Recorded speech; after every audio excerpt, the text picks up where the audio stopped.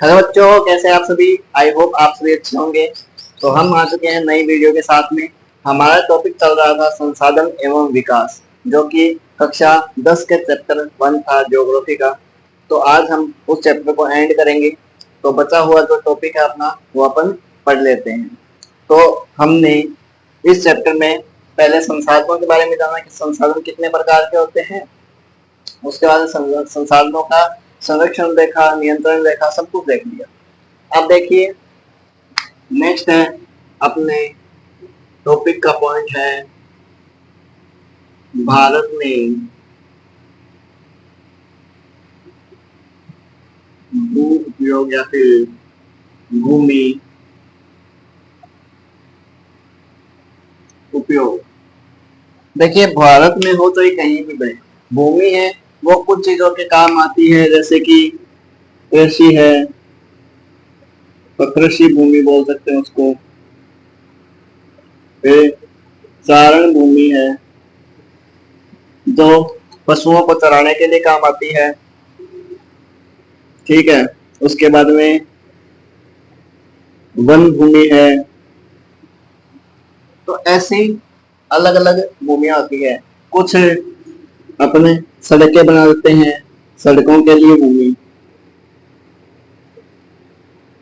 फिर रेल मार्ग के लिए, परिवहन के साधनों के लिए भूमि का उपयोग होता है। तो भारत में भी ऐसे ही भूमि का उपयोग किया जाता है, ठीक है। एक चीज, एक ध्यान रखना कि राष्ट्रीय वन नीति जो कि 1952 में आई थी, इसमें कहा गया कि भारत में लगभग 33% जो हिस्सा है वो किसके लिए आरक्षित किया गया है, वनों के लिए आरक्षित किया गया है। इसीलिए इसका नाम क्या है, राष्ट्रीय वन नीति, ठीक है। इसमें क्या कहा गया कि भारत के अंदर 33% जो भूमि है वो किस काम के लिए है, ओनली वनों के लिए, ठीक है। उन पर आप क्या नहीं कर सकते, कृषि नहीं कर सकते, उस पर आप पशु चराई नहीं कर सकते, क्योंकि वो वनों के लिए है, वनों से वनों का संरक्षण करने के लिए, ठीक है। तो यह था भारत में भूमि उपयोग। इन्हीं चीजों के लिए उपयोग होती है भूमि। कहीं पर कुछ बना दिया, कहीं पर कुछ बना दिया, कहीं पर कृषि चल रही है, कहीं पर पशुचारण चल रहा है, कहीं पर वन है। इसी प्रकार से जो भूमि का क्या होता है, उपयोग होता है। इसमें ज्यादा डीपली इतना सोचने की कोई जरूरत है नहीं, ठीक है। फिर अपने एक नेक्स्ट पॉइंट पर बात कर लेते हैं, जो कि जो है अपना पॉइंट है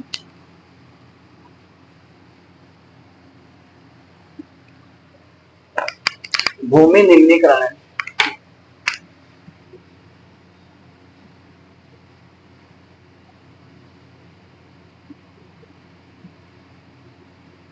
एवं संरक्षण के उपाय, ठीक है। तो यहाँ पर दो चीजें आई है, एक तो भूमि का निम्नीकरण और एक है संरक्षण के उपाय। तो देखिए भूमि का निम्नीकरण का मतलब होता है भूमि का डिग्रेडेशन, यानी भूमि की जो गुणवत्ता है उसमें कमी आना।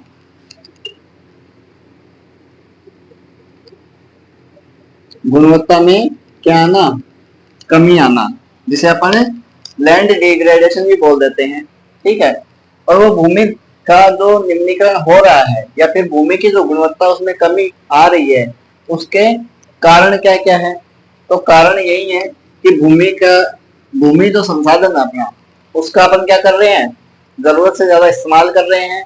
और इतना इस्तेमाल कर लिया है कि अब उसका संरक्षण करने की आवश्यकता पड़ रही है। जैसे कि खनन कार्य इतना हो जाता है, खनन यानी खदानों में से आपका जो कोयला निकलता है, सोना निकलता है, मतलब ऐसे जो मटेरियल निकलते हैं वो लाखों सालों में तैयार होते हैं, और आप उनका खनन यानी उनको खोद खोद कर निकाल रहे हो और उसके बाद में उसको खुला छोड़ दे रहे हो, ठीक है। उससे भूमि का निम्नीकरण होता है, ठीक है। फिर बात करें तो वनों की कटाई की जा रही है। वनों की कटाई यानी वनों को साफ किया जा रहा है, कहीं पर सड़कें बनाने के लिए, फिर कहीं पर इंडस्ट्रियलाइजेशन करने के लिए, तो उसकी वजह से भी क्या होती है, भूमि का निम्नीकरण होता है। ठीक है, तो ऐसे ही कुछ कारण होते हैं जिनकी वजह से भूमि की जो गुणवत्ता है उसमें कमी आती है, भूमि का निम्नीकरण होता है, फिर लैंड का डिग्रेडेशन होता है। ठीक है, अब उसका उपाय क्या है रोकने का? तो देखिए, जो उसके कारण बन रहे हैं, भूमि निम्नीकरण के जो कारण बन रहे हैं उन्हीं को अपन उपाय के रूप में लिख देते हैं। जैसे कि अगर संरक्षण या फिर उपाय की बात करें तो जैसे वहां पर मैंने लिखा खनन, तो खनन की मात्रा में सुधार, या फिर बोल देते हैं कि खनन पर नियंत्रण हो गया एक पॉइंट। फिर देखिए नेक्स्ट बात है, वनों की कटाई की जा रही है, तो दूसरी बात यह है कि वृक्षारोपण कीजिए। ठीक है, वनों को बचाइए। फिर पशुचारण,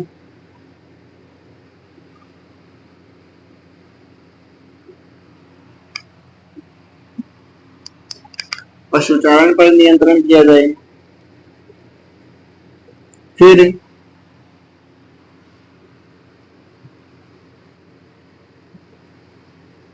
बंजर भूमि को उपजाऊ बनाने के लिए तकनीकों का इस्तेमाल किया जाए। तो इन तरीकों से अपन क्या कर सकते हैं, भूमि का संरक्षण कर सकते हैं। ठीक है, उसका डिग्रेडेशन होने से अपने बचा सकते हैं। तो इसका देखिए, अगर अपने को एग्जाम में क्वेश्चन आ जाए या फिर क्वेश्चन पूछा जाए कि भूमि डिग्रेडेशन क्या, मतलब भूमि निम्नीकरण या फिर लैंड डिग्रेडेशन क्या होता है, तो हमने बता दिया कि भूमि की जो गुणवत्ता है उसमें कमी आना ही भूमि निम्नीकरण कहलाता है। ठीक है, अब उसकी क्या पूछ लिया आपको कि कारण क्या है, तो जैसे खनन हो गया, वनों की कटाई हो रही है, ठीक है, वृक्षों की कटाई हो रही है, और पशुचारण हो गया। ठीक है, बंजर भूमियां वो बंजर हो रही है। अब ये चीजें क्या हो गई, इसका कारण हो गई। अब कारणों को अपन क्या बना सकते हैं, उपाय बना सकते हैं कि उसको रोका कैसे जा सके। तो खनन है तो खनन को नियंत्रित किया जाए, यानी खनन को कम किया जाए। वनों की कटाई हो रही तो वनों की कटाई को रोका जाए, वृक्षारोपण किया जाए। ठीक है, पशुचारण अधिक मात्रा में होता है, पशुचारण पर नियंत्रण किया जाए। बंजर भूमि है तो बंजर भूमि को क्या किया जाए, उपजाऊ बनाने के लिए तकनीकों यानी टेक्नोलॉजी का इस्तेमाल किया जाए। तो ये चीजें क्या है, भूमि निम्नीकरण भूमि संरक्षण के उपाय है। ये हमने पहले पढ़ लिया कि भूमि निम्नीकरण क्या होता है, फिर उसके कारण बता दिए, उसके बाद इसके संरक्षण के उपाय बता दिए। ठीक है, तो इसी तरीके से अपने को समझ समझ के एक एक स्टेप आगे बढ़ेंगे तो उसके क्या है, अपने को सब कुछ समझ में आ जाएगा। याद करने वाली चीजें नहीं है, ये समझने वाली चीज। ठीक है, ये कॉमन सेंस की चीजें हैं। ठीक है, तो पहले आप ये समझ लीजिए आपने कि इतना भूमि निम्नीकरण क्या होता है। ठीक है, और फिर उसके कारण क्या होते हैं भूमि निम्नीकरण के, फिर उसका संरक्षण कैसे किया जा सकता है। ठीक है, तो ये चीजें हैं समझने की, और ये चीजें आपको बुक पढ़ोगे या फिर जो आपकी एनसीईआरटी की बुक्स है उन्हीं में ये चीजें दे रखी हैं, उसमें थोड़ा सा और विस्तार से दे रखी है। आज 95% से, सॉरी 95%, 13 करोड़ हेक्टेयर भूमि है, वो किसके शिकार है, भूमि निम्नीकरण का। ठीक है, ये चीजें आपको किसमें मिलेंगी, आपकी बुक के अंदर मिलेगी। तो बुक के अंदर भी आप पढ़ो तो उसको इसी स्टेप बाय स्टेप से समझना कि पहले समझना भूमि निम्नीकरण क्या होता है, फिर उसके कारण बताइए कि क्या कारण हो उसके, फिर उसके उपाय क्या करने हैं, जो कारण बन रहे हैं उसी से उपाय बन जाएंगे। ठीक है, ये क्या है कि तरीका होता है याद करने का, समझने का।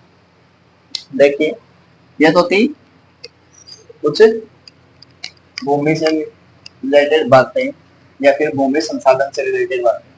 अब भूमि संसाधन के आधार पर ही एक चीज और आती है,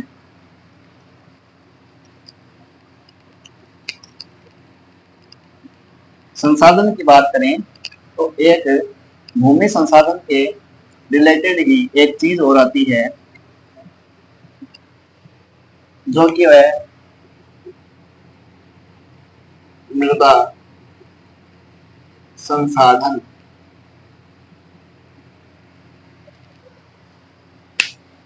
मृदा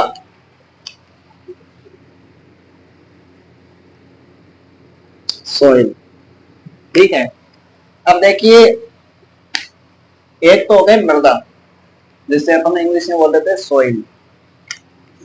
एक होता है मिट्टी, इसको भी अपन इंग्लिश में बोल देते हैं सॉइल।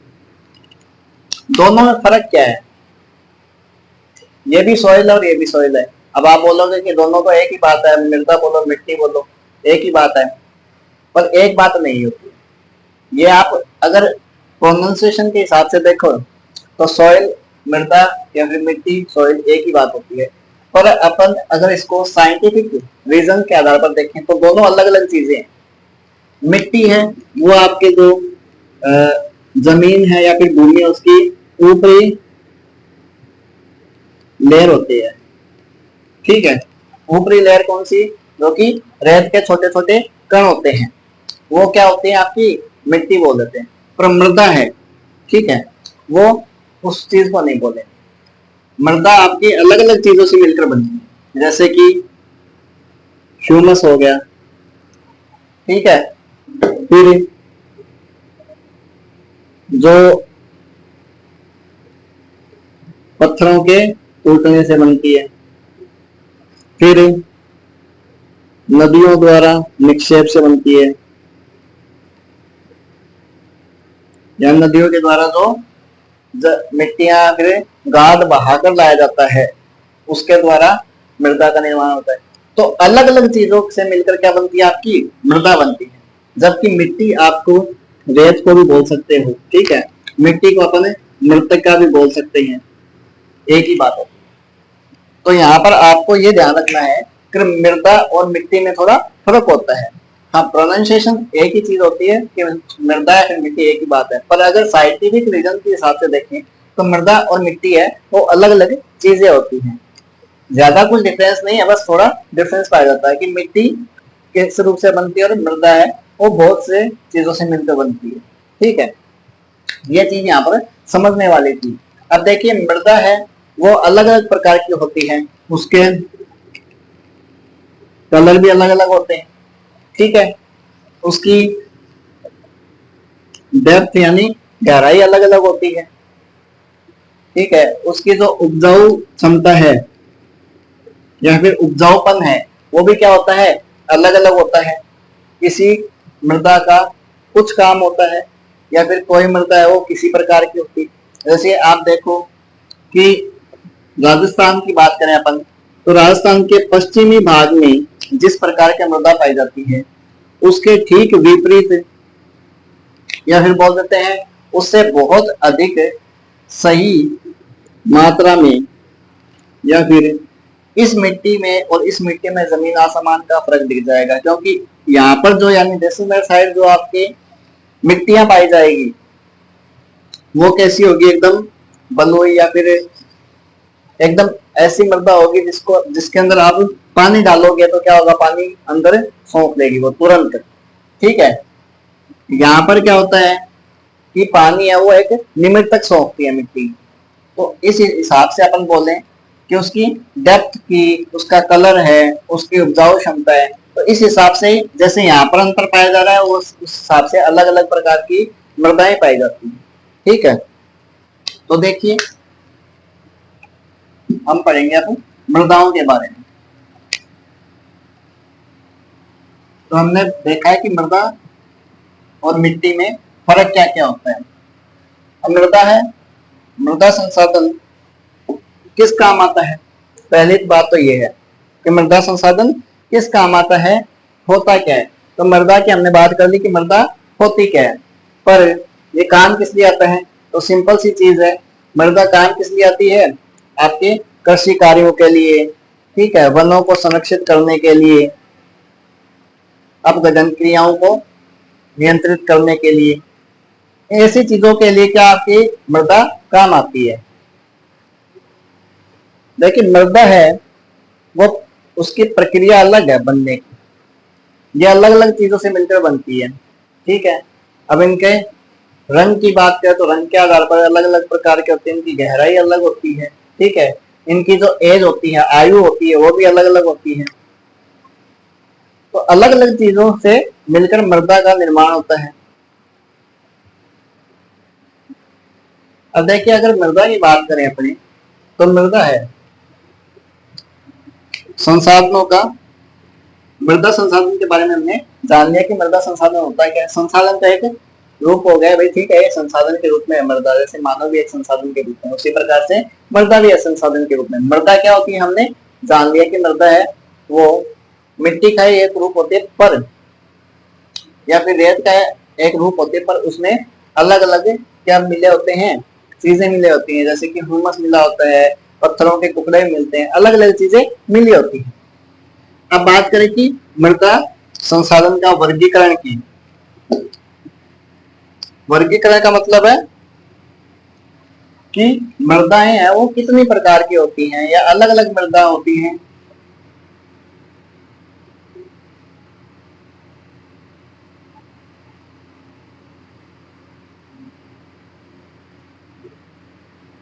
जो मृदा संसाधन होते हैं वो, यानी मृदा का अलग अलग रूप देखेंगे अपन। तो पहले अपन बात करें जलोढ़ मृदा। देखिए जलोढ़ मृदा, जलोढ़ मृदा की बात करें तो जलोढ़ मृदा है वो कहाँ पाई जाती है, तो ये अधिकतर, अगर अपने भारत की बात करें तो भारत में अधिकतर आपका जो उत्तरी मैदान वाला हिस्सा है, ठीक है, वहां पर आपकी क्या देखने को मिलती है, जलोढ़ मृदा देखने को मिलती है। अब देखिए आती कहां से है, तो सिंधु, गंगा, ब्रह्मपुत्र जो नदियों के तंत्र है, ठीक है, इन तीनों तंत्रों यानी इन तीनों नदियों के द्वारा जो पर्वतीय घाटियां होती हैं, या फिर पर्वतों से निकलते समय जो ये अपने साथ मिट्टी या फिर टुकड़े लेके आती हैं, तो वो चलते चलते उनका अपर्दन होता रहता है, ठीक है, वो टुकड़ों में टूटते रहते हैं, और इतने टूटते होते मिट्टियों के रूप में या फिर गाद के रूप में इनके साथ बहकर आते हैं। अब देखिए जो जलोढ़ मृदा है वो पर्वतों से निकलने के बाद में उसका जो नदी का अंतिम मुहाना होता है, देखिए नदी है वो पर्वतों से निकल रही है, ठीक है, और ये अपन बोल देते हैं कि नदी का मुहाना है। अब नदी का मुहाना किसे बोल देते हैं,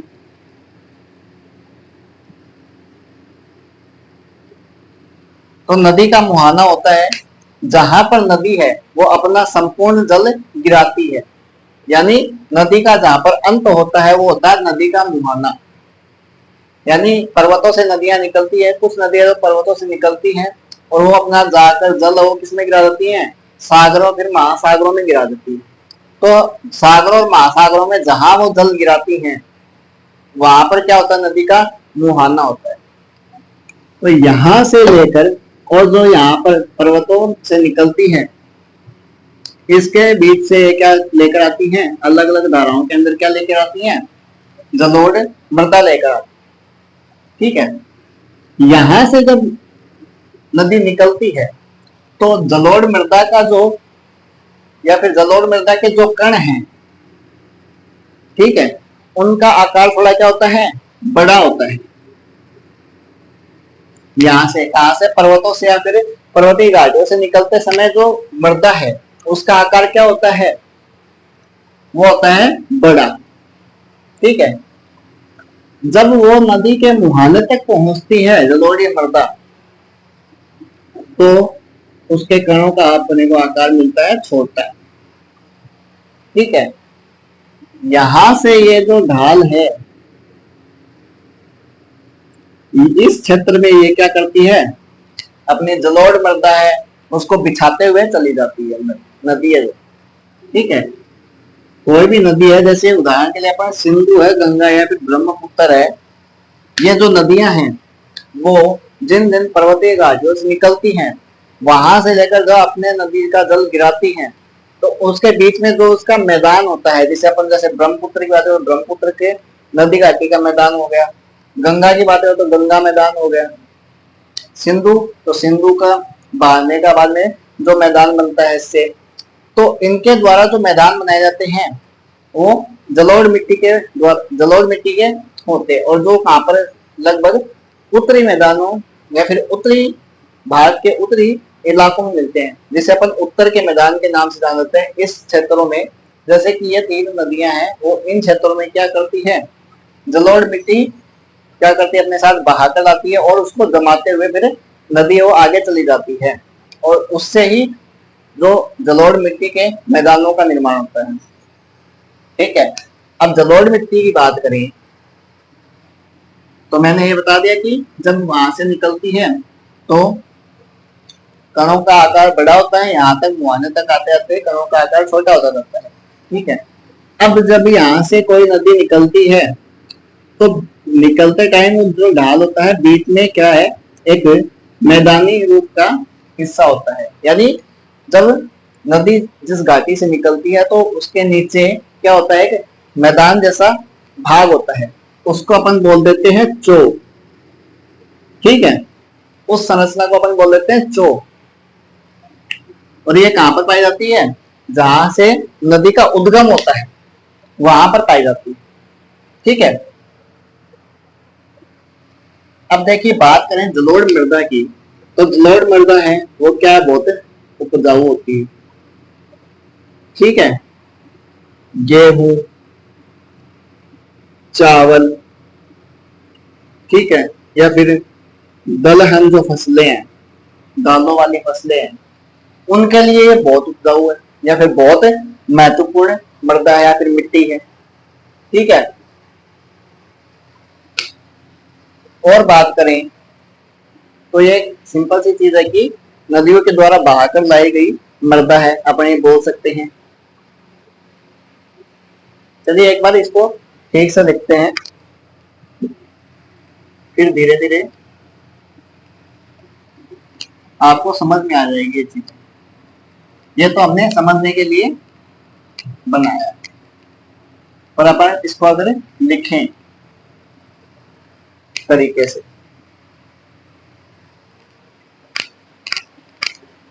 देखिए जलोढ़ मृदा है वो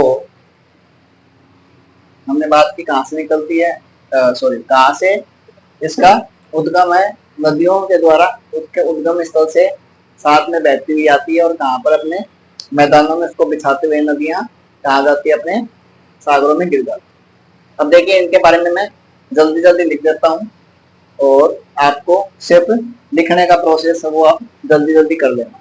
ठीक है, वीडियो को पॉज कर करके पहले मैं लिख देता हूँ, अभी आपके सामने जो वीडियो प्ले होगा वो डायरेक्ट लिखी हुई प्ले होगी। ठीक है,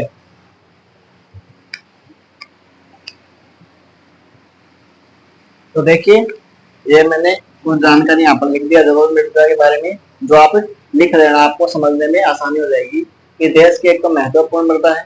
ठीक है, संपूर्ण जो उत्तरी मैदान है वो किससे बना है, जलोढ़ मृदा से बना है। ये किससे, ये मृदा हिमालय की तीन महत्वपूर्ण नदियों सिंधु, गंगा, ब्रह्मपुत्र के द्वारा क्या की जाती है, निक्षेपों यानी बहा कर लाई जाती है। ठीक है, एक संकरे गलियारे के रूप में एक चीज ध्यान रखना ये कि राजस्थान से गुजरात के मध्य एक संकरे गलियारे की, ठीक है, के रूप में फैली हुई है। फिर पूर्वी तटीय मैदान विशेषकर कौन सी महानदी है, गोदावरी, कृष्णा और कावेरी जो नदी हैं उनके जो डेल्टा हैं वो किससे बने हैं, जलोढ़ मृदा से बने हैं। फिर जलोढ़ मृदा की बात करें तो इसमें पाया क्या क्या जाता है, तो रेत, एसिड और मृतिका ये पाए जाते हैं। रेत, एसिड वो मिट्टी का एक रूप है। ठीक है, सिल्ट होती है, चिकनी मिट्टी होती है, उसको अपन बोल देते हैं सिल्ट। मृतिका आपको पता है मिट्टी को बोल देते हैं। तो विभिन्न अनुपात में क्या पाई जाती है आपकी जलोढ़ मृदा। जल्दी से इसको वीडियो पॉज करके लिख देना, उसके बाद में अपन मैं सेकंड पार्ट लिख देता हूँ इसका जलोढ़ मृदा का जल्दी से, जिससे कि वीडियो वो लंबी ना हो और अधिक से अधिक जानकारी अपने को छोटी वीडियो में मिल सके।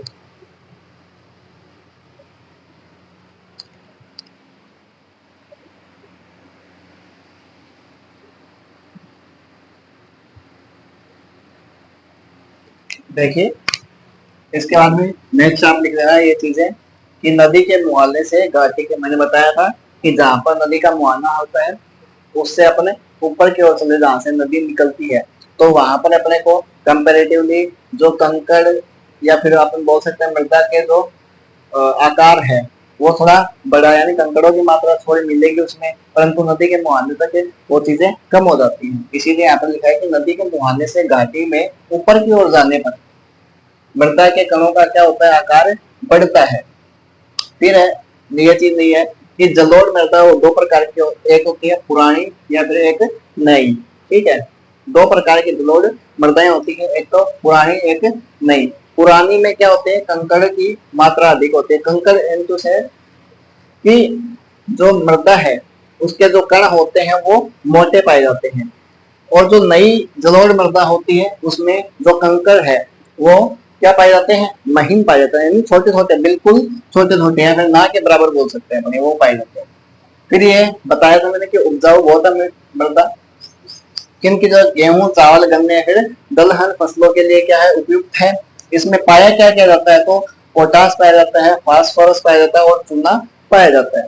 ठीक है, फिर बात करें जलोढ़ मृदा है, तो जलोढ़ मृदा वाले क्षेत्रों में गहन कृषि की जाती है। अब बात करते हैं कि गहन कृषि क्या होती है, तो गहन कृषि होती है कि एक स्थान पर या फिर एक छोटे ही हिस्से में अधिक से अधिक या फिर अलग अलग किस्म की फसलें बो देना, वो क्या कहलाता है, गहन कृषि। यानी एक छोटे हिस्से में, ये मान लीजिए आपका ये एक खेत है, तो यहाँ पर आपने गन्ना बो दिया, यहाँ पर आपने गेहूं बो दिया, यहाँ पर आपने चावल बो दिया, तो इस हिसाब से अलग अलग क्षेत्रों, अलग अलग फसलों को एक ही स्थान पर या फिर एक ही जगह में बो देना, उसको क्या बोल देते हैं, गहन कृषि बोल। ठीक है, चलिए ये लिख लीजिए, उसके बाद में अपन अगले लिख लीजिए।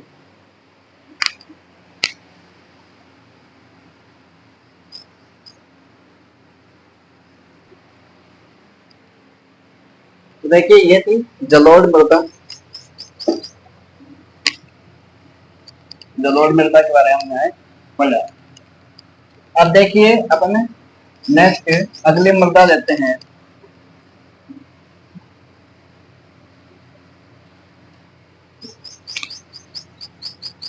ठीक है, दूसरी है काली मृदा, या फिर इसको बोल देते हैं रेगड़ मृदा। ठीक है, या फिर बोल देते हैं इसको काली कपास मृदा, ये इसके अलग अलग नाम। ठीक है, अगर इसके निर्माण की बात करें तो निर्माण किससे होता है, जो लावा निकलता है, आपने देखा लावा में जो चट्टानें पिघल जाती है, ठीक है, उससे जो मैग्मा बाहर निकलता है, तो उसने या फिर लावा से निर्मित लावा के अंदर जो चट्टानें वो पिघली होती है उनसे इसका निर्माण होता है।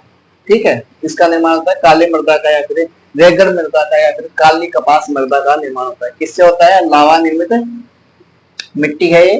ठीक है, फिर बात करें पाई कहा जाती है, तो दक्कन के पठार के उत्तर पश्चिमी भाग में, ठीक है, या बोलते हैं महाराष्ट्र, सौराष्ट्र, मालवा, ठीक है, मध्य प्रदेश, छत्तीसगढ़, इन क्षेत्रों में ये देखने को मिलती है। कपास के लिए सबसे उपयुक्त मिट्टी मानी जाती है। ठीक है, गर्मी और शुष्क जलवायु के टाइम पे इसमें क्या पड़ जाती हैं, दरारें पड़ जाती हैं। ठीक है, दरारें पड़ जाती हैं और दरारें पड़ने के बाद में इसमें जो ऑक्सीजन की मात्रा है वो अधिक बढ़ जाती है, क्योंकि दरारों से बाद में उसने ऑक्सीजन अधिक मात्रा में वो खींचती है अपनी ओर। इस मिट्टी में जो जल धारण क्षमता है, या फिर बोल सकते हो कि जल को सोखने की क्षमता है, वो क्या है, अधिक है। ठीक है, और क्या है कि हाँ, बारिश के समय ये मृदा क्या हो जाती है, या फिर बोल देते हैं अधिक बारिश होने से ये नदी है, जो ये मृदा है वो एकदम गाद या फिर कीचड़ की तरह हो जाती है। यानी इसमें फिर क्या नहीं की जा सकती, इसकी खेत की जुताई नहीं हो सकती। ठीक है, जोता नहीं जा सकता इस खेत को, क्योंकि जो मृदा है या फिर जो मिट्टी है ये वाली, वो अधिक क्या हो जाती है, टाइट हो जाती है बारिश होने के बाद में। इसीलिए इसको बारिश होने से पहले क्या कर दिया जाता है, जोत दिया जाता है। ठीक है, उससे क्या होगा कि जब भी बारिश आएगी उसके बाद में आराम से इसमें फसल हो सकती है। ठीक है, इसमें मैग्नीशियम है, ठीक है, कैल्शियम है, ऐसी चीजें पाई जाती है, पोटेशियम है। ये चीजें किसमें पाई जाती हैं, काली मृदा में देखने को आपको मिलेंगी। ठीक है, तो ये कुछ थोड़ी जानकारी थी किसके बारे में, आपकी काली रेगड़ या फिर कपासी मृदा के बारे में। काली कपास मृदा इसीलिए बोलते हैं क्योंकि ये कपास के लिए सबसे उपयुक्त मिट्टी है। ठीक है, तो देखिए अभी इसके बाद में जो आपको वीडियो दिखेगी उसमें आपको पूरा लिखा हुआ दिखेगा, जिससे कि वीडियो लंबी ना हो। ठीक है, तो मैं अभी इसके बारे में लिखा देता हूँ जल्दी से। इसके बारे में कुछ लिख लीजिए। इसी कपास के लिए बहुत उपयुक्त होती है। दक्कन के पठारी विशाल क्षेत्र में के उत्तरी पश्चिमी हिस्से में पाई जाती है। लावा जनक सेल यानी लावा से बनी है। और महाराष्ट्र, सौराष्ट्र, मालवा, मध्य प्रदेश, छत्तीसगढ़ और दक्कन छत्तीसगढ़ के पठार में पाई जाती है। और दक्षिण पूर्वी जो दिशा है, यानी ये जो दिशा आपकी, इस दिशा के अंदर गोदावरी और कृष्णा नदी के घाटियों तक ये फैली हुई है। इस मिट्टी का निर्माण है, या फिर इस मिट्टी, यह मिट्टी किससे बनी है, महीन यानी छोटे छोटे मिट्टी के कणों से बनी है। और इसके अंदर जल धारण या फिर बोल सकते हैं कि नमी धारण की क्षमता है वो क्या होती है, अधिक होती है। जल्दी से लिख लीजिए। इसके बारे में कुछ और जानकारी लिखा देता हूँ काली मृदा के बारे में।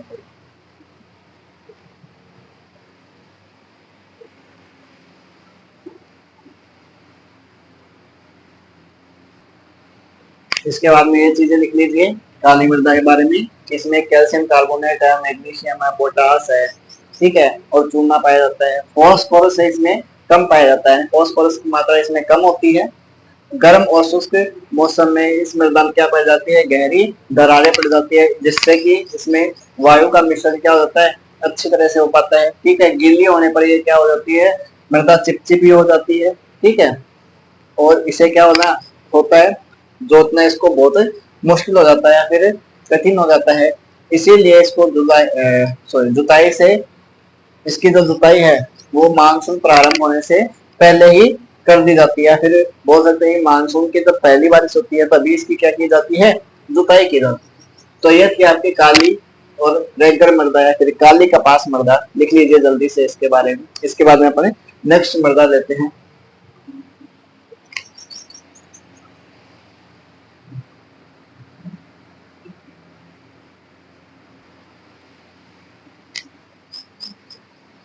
तो देखिए आज हमने पढ़ा है मृदा संसाधन के बारे में। ठीक है, जिसमें हमने दो मृदा के बारे में पढ़ लिया, एक तो जलोढ़ मृदा और एक जो आपकी काली मृदा है, इसके बारे में हमने पढ़ा है। और भू उपयोग के संसाधनों की बात की है। ठीक है, भूमि निम्नीकरण की बात की है, उसके संरक्षण की बात की है। तो आज के लिए हम इस वीडियो में इतना ही पढ़ेंगे। इसके नेक्स्ट वीडियो में इस टॉपिक को अपन एंड करने वाले हैं। और हो सकता है कि थोड़ी सी लंबी वीडियो हो गई हो और जो टॉपिक है वो थोड़ा छोटा था, पर आपको डिटेल में इसकी इंफॉर्मेशन मिल रही है इसमें। तो आगे इसका जो नेक्स्ट पार्ट आएगा इसमें इसको अपन एंड कर देंगे इस टॉपिक को। 2 मृदा के बारे में हमने पढ़ लिया है और आपकी जो मृदा बची है उनको हम पढ़ लेंगे। ठीक है, तो आज के लिए बस इतना ही। नेक्स्ट वीडियो में मिलते हैं। धन्यवाद।